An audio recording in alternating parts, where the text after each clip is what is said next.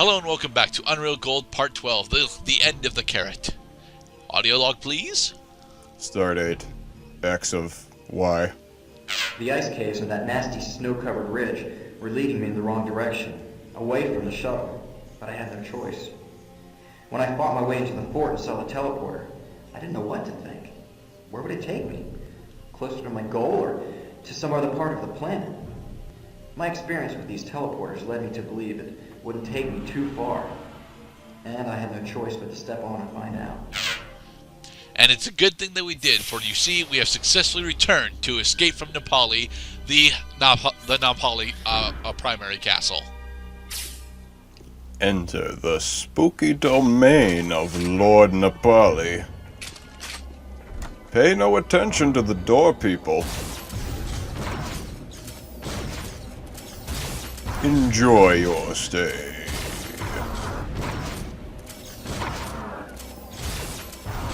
There we go. We are Legion. Successfully. Well, you know, they're just wardens. Now, this Nolly, I think he's supposed to give you a secret, but, oh, there. Okay. ASMD ammo. And an assault vest. Thank you, my friend. Thank you, Mr. Nolly. I'll kill you last. Bye. Alright. Now, the layout for Nepali Castle has actually drastically changed since the last time we were here. It's now more or less a bunch of corridors, as opposed to last time where it was actually somewhat labyrinthine. Lonely labyrinthine because they put up new walls. I didn't get to read the whole thing, though. It's fine. It's not important. It's mostly one of the UMS pilots that came down with the Prometheus. Was it the Prometheus? Yeah, it was the Prometheus. But one of them made it this far. Found where the Scar had stored an emergency shuttle, and was attempting to get to it, and then he died when the Scar finally found him. We have ironic journal entries. We have log entries where the main character talks about his feelings. We have no time to either review nor care.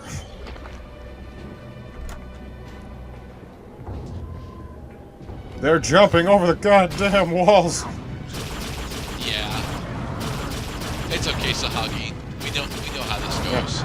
But why weren't they paying any attention to you?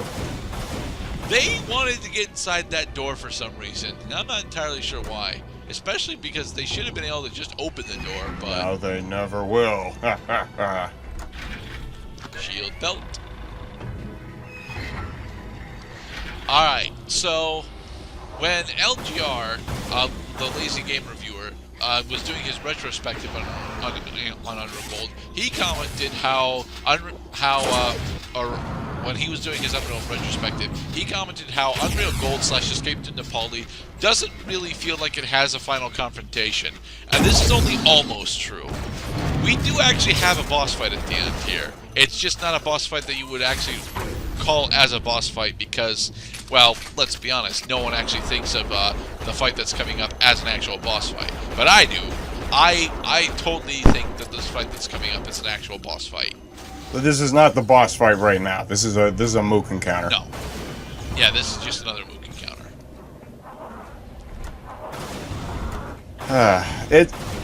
It does put a sour taste on the whole game. In my experience with games that had a shoddy like final boss thing, it's like ending a song without a good bang at the end. How's the audience supposed to know when to clap? How do I know how I'm supposed to even feel? Well, albums usually end up trying... well, back in pre-2010, what albums would do was actually loop... well, not loop, but end their track with the starting riff of the next track. That way it was a full album experience as opposed to, just a compilation of singles. Right, because the album is like a circle. You come full circle literally by spinning the album in your CD player, and you end up right where you started. I applaud artists that do that, although I think it's a lot more tropey than I give it credit for. It is more tropey than you give it credit for, but it's still, you know, it's still entertaining to actually have happen. At least from my personal experience. A lot of I personally really like Minutes to Midnight for doing that, and it's a feature you can't sweat out. And the way that Clutch ends a lot of their albums is the final track sometimes is, I don't want to say, maybe I'm speaking more of the exception to the rule than the rule itself. I think a lot of Clutch albums do know how to create like an ending track, not just another track that goes into the first one. Because I was thinking specifically of Slow Hole to China. Slow Hole to China ends with Ship of Gold, but Ship of Gold is such an ordinary song that it feels out of place as a final track on an album.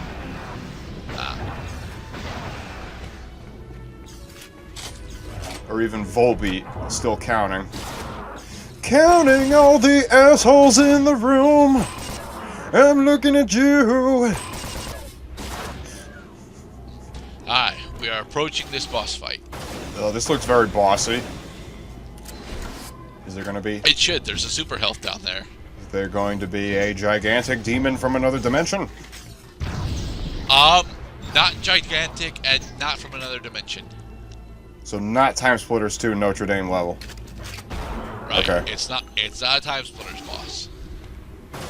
Despite the fact that I've still not actually played any of the Time Splitters games. Maybe the time has come for you to experience Time Splitters 2 starting in 1990 Siberia. Probably, but you know, I have other things that I want to be doing at the moment.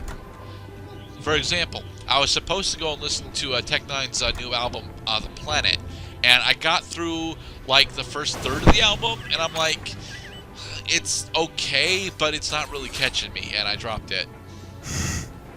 No, that's good. It's good. It's good to know when it takes more effort for you to get interested than what the artist wants from you. If the artist wants you to like put the effort in to be interested, especially by exerting patience, then there's a problem. Alright, it's time for this boss fight. This scar is not this boss fight. Okay. This scar is a prelude to this boss fight. It is just one guy. But he's very friendly. He wants to shake hands. Ow, ow, ow, ow, ow. Yeah, we're not keeping that take. He's got a firm grip there. It broke my goddamn hand. You missed. Yep, we missed again. Yeah, this guy just wants to get right up in your face, so... Once he comes around the corner... He's gonna come around the corner any second now if his AI wasn't being a little spazzy. Alright. Die. Die. Die. Die. Dead. Okay. Oh wait, no, he's not down yet. My god. He is pertinacious. There.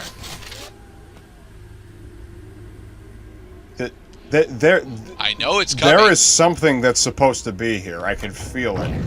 Oh! A thing exploded. Hello, Warlord! This is the final boss.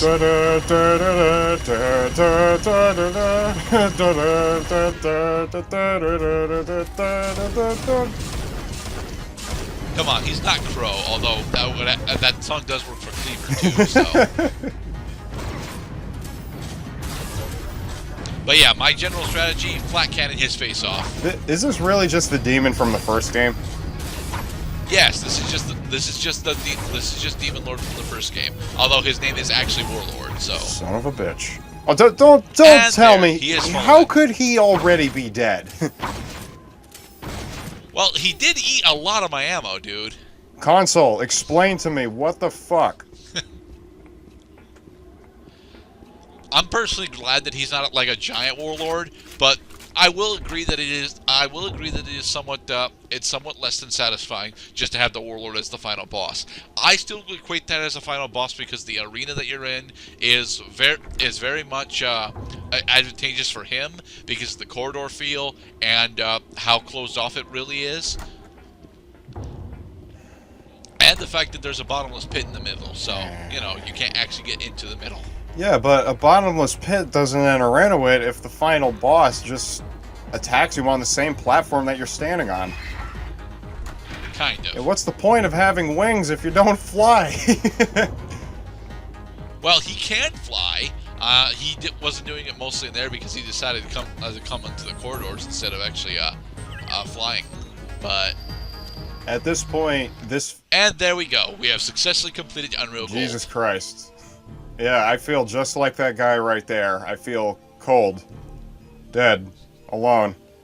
At last, I've reached the shuttle and prepped her for takeoff. What The shuttle? last battle with the warlord was grueling. The shuttle. Before that, It was hidden by the darkness, barely but made it yeah, to the there was a ship. shuttle that we were approaching. And after all that, I still have to deal with the Bodega Bay in orbit. A shuttle against a UMS Freeman-class cruiser. What a joke. The odds aren't good. But my shuttle has a translite drive. If I'm very, very lucky, I can find some way to outsmart or outfly the Bodega Bay. They sure as hell won't be expecting me. What's the alternative? Stay on the planet? I'll take my chances in space.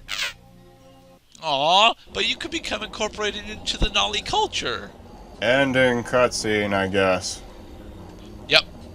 At this point. So you remember one of the big plot twists in episode 8, right? Yes. Well, we don't exactly do that, but we do something very similar to it. Are we gonna fire a missile at HQ? No, we don't have any missiles. This is just an escape shuttle. See, at this point, like if Time Splitters 2 map editor let you put cutscenes into the game, that's how this game would have ended. You put a level 9 AI at the end. He's got lots of health. You kill him. His death triggers mission complete, and then you go to the exit. Very map editor.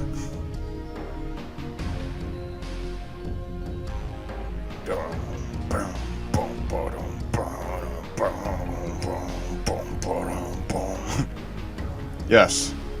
Fly. Just sail away. Hey, Bodega Bay. Come sail away. Come sail away. I'm gonna ram into you.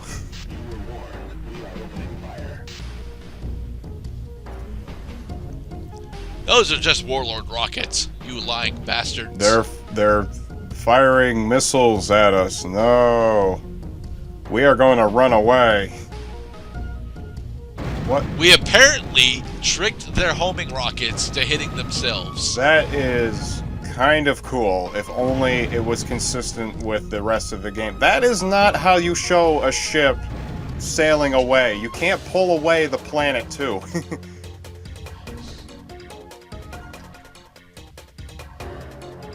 But there we go. Uh-oh. I apparently cut. I did not realize that the credits ended up being cut like this. That is hilarious. I am horrendously sorry to the persons that actually give a shit about the credit sequence. Well, the titles are cut off, but the names are still here.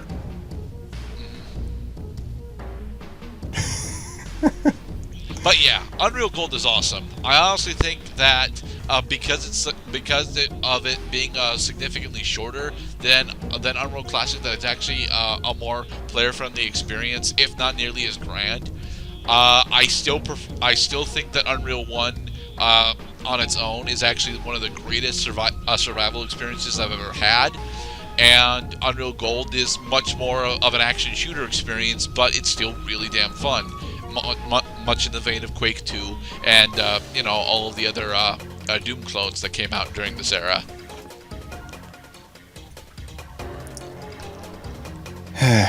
Yeah, so with respect to contemporaries, this game can hold up.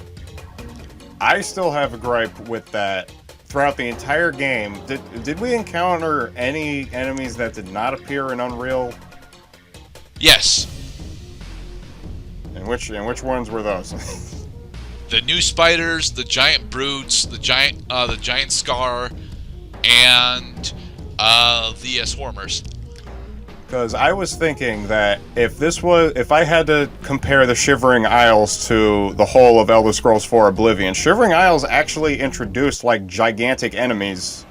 Oh look, this game won awards, I guess. No, well, I mean, kinda, but What? But what's going on here is a small bug. You see, it's supposed to take you back to the title screen, but the title screen is an actual map. So yeah, you get to fly around, and my ASMG doesn't have ammo, so I can't show off its model flying. You can fire too. I just don't choose to. Thank you for watching, everyone. And be safe.